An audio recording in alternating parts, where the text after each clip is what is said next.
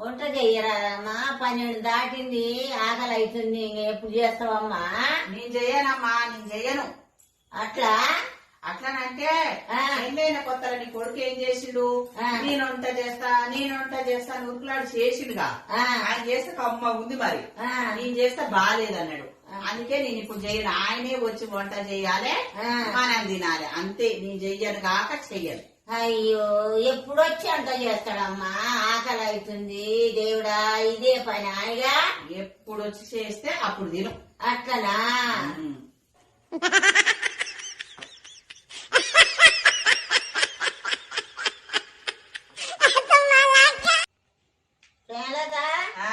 మీ దోస్తున్నారే?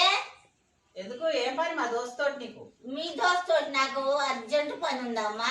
అంత అర్జెంటా? నిన్ననే చచ్చిపోయింది. అట్లనా? అయ్యో, ఎట్లా మరి? ఎట్లా ఏంది? ఎట్లా లేదు, యాసంగి లేదు. పోయి కాలు నువ్వు కూడా పైకి పోయి. అట్లనా? ఏందే ఎప్పుడు పచ్చాకులే తింటావు కూరలు? పచ్చాకూరలు ఎందుకు తింటానంటే డాక్టర్ వండుకొని తిను, పచ్చి తినని ఏం అందే నాకు ఒకటి. ఆకుకూరలు ఎక్కువ తిన అన్నాడు. అంతేనా? అందుకనే నేను ఆకులు తింటాను. అట్లనా? ఏందమ్మా కిచెన్ లో పోయి ఊక షుగర్ డబ్బా చూస్తున్నావు? నన్ను హాస్పిటల్కి పోతే డాక్టర్ ఏమన్నాడంటే ఊక షుగర్ లెవెల్ చెక్ చేసుకోమన్నాడు. అట్లనా?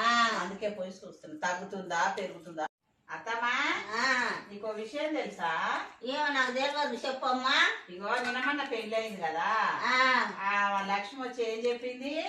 నా కోడలు బుద్ధిమంతురాలమ్మా, రూపాయి ఖర్చు పెట్టదమ్మా, చాలా పొదుపు చేస్తదమ్మా, మంచి కోడలు దొరికిందని కొడుకు ఆమె మురిసింది కదా.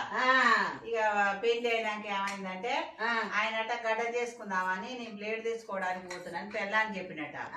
ఆమె పొదుపు చేస్తుంది కదా కోడలు, ఏ బ్లేడ్ ఎందుకు పైసలు దండగా, ఇంకా కత్తిపీట ఉంది ఇస్తా కోసుకో అని చెప్పిందట. అయ్యో రామ రామ, అంత మంచి కోడలు. అంత పొదుపు